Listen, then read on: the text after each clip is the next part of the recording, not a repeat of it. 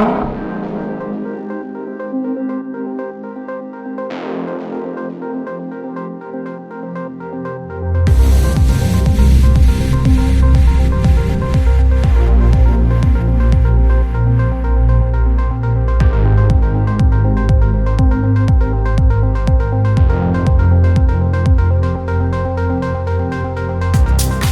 is the new BMW i4, but it's not just any i4. This is the M50 variant, which means it gets dual motors and a lot of power. So it's thanks to my friends at International BMW that I get to take this thing for a rip and see if BMW's first all-electric sports sedan is true BMW.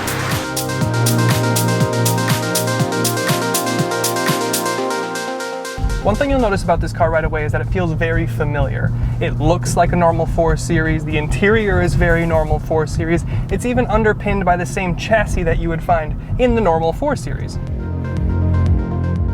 Which means they save money on the development, which means you save money.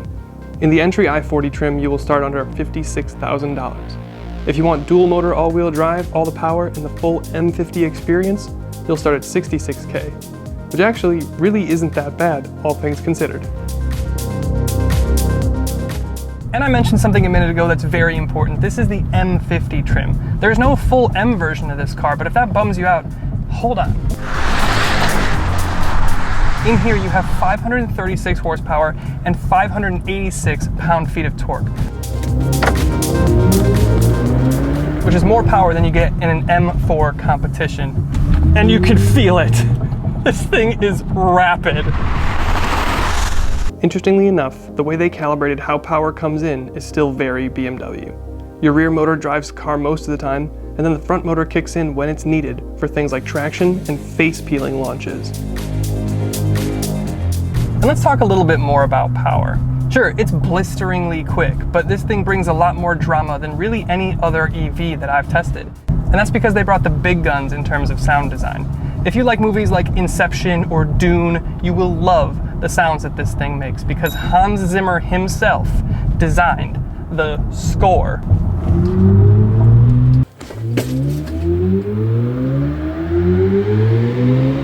But if you're not into it, you can turn it down into comfort mode and that'll get rid of the sound. You can therefore control the way the car sounds, but also the way the power is delivered with very familiar drive modes. You get an Eco Pro for maximizing your range, you get a comfort mode to soften and relax the car, and you get a sport mode to sharpen things up. But now, there's a whole new mode here too. And that's Sport Boost, which makes me think of a turbo, which obviously this thing doesn't have, but the other definition of boost is crazy fast. And this thing is. But this is still an EV, so range is a thing.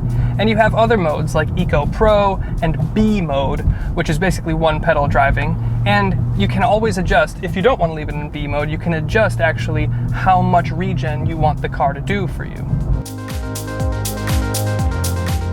Range itself will depend largely on what wheels you choose, and with the 19-inch wheels that we have here, we get 270 miles of range, which is pretty dang good. But if you go up to the 20-inch wheels, your range drops to 226 miles. If you want max range, you can top out at 300 miles, but that's in the base car, which will give you a lot less power and only rear-wheel drive. However, there's a BMW badge on the front, and more importantly, M badges all over this thing. So let's talk about dynamics. Yes, it's fast, but it's also very heavy, as all EVs are, and this means the electric steering has to be boosted to account for the weight over the front axle. It's still very sharp, but you won't get as much feedback as you would in a traditional gas-powered car. They also reinforce the chassis to stiffen it up a little bit, and you can feel that and see that under the hood. The suspension is a strut front and a multi-link rear setup, but this also has a self-leveling rear suspension thing in the back to keep it more planted and more consistent than something like, I don't know, maybe a Model 3. Behind the wheel then, does it feel like a BMW? Absolutely. Does it feel like an M car? Maybe not as much. Ultimately, of the big German three, Mercedes has always been more luxe than sport. Audi is a pretty close to equal parts, but BMW generally always leans more towards sporty than the other two. And that stays true with the i4. It's more fizzy to drive, but now with an electric powertrain, it does the quiet and relaxed thing better than ever. Okay, so behind the wheel, this i4 is actually probably one of my more favorite EVs that I've ever driven, which is a huge compliment considering that this isn't even built on a dedicated ground-up EV platform. It's a repurposed chassis that you'd find in a normal 4 Series. Now, when we talk about the exterior, I have to say, first of all, this Brooklyn gray is quickly becoming my favorite color that BMW makes. It looks spectacular. But when we talk about the actual design and the aesthetic and the design language here, it's incredibly 4 Series. Of course, you have the large grille for the new 4 Series, but here it's blocked off largely to restrict airflow. Of course, that helps your aerodynamics, helps the range improve. Now, under the hood here, we have some chassis bracing and some rigidity optimizing things going on, but we don't have a frunk itself. Again, it's a side effect of not being on the dedicated EV platform moving up. Very aggressive front fascia. The headlights are very similar 4 Series. You have this air curtain on your lower front fascia, bringing air around the 19-inch wheels, wrapped in Pirelli P0 tires. Now, of course, these 19s will help extend your range over the comparable 20-inch wheels. And then, of course, also helping that range, that brings that air across the front of the wheel and then out this curtain right here. From the side, though, it's almost indistinguishable from a normal 4 Series Grand Coupe. The door handles are a tad different, just to, again, help in aerodynamics. But then you get to the back, and it's a 4 Series Grand Coupe. So you have a rear door, and you have a hatch, and it's huge. It's hugely practical and spacious. Around the back, from a design perspective, you have a blue encircling perimeter on your BMW roundel. You have the i4 badge, and you have an M50 badge, but aside from that, if it weren't for the exhaustless exhaust cutouts, couldn't tell that this wasn't a Grand Coupe 4 Series. But let's head inside. Then on the inside of the cabin, then it's much the same story as the exterior in the sense that it's incredibly familiar to the gas-powered 4 Series. And I like that about the design. The big difference you notice right away, of course, is the massive dual screens that you get on your dashboard. Of course, they're now running new software, which is iDrive 8, and it has been fantastic. It's quick, it has a bunch of features, and some of the graphics on here are like worthy of being printed off or put on canvas and hung in your house. They look really cool. Wireless Apple CarPlay, Android Auto, 360 cameras, all of your typical BMW kit here. The only downside to this, I guess, at least in my opinion, is that they got rid of the hard buttons underneath, which would control things like your your HVAC and your climate controls. So they've moved that up into the screen.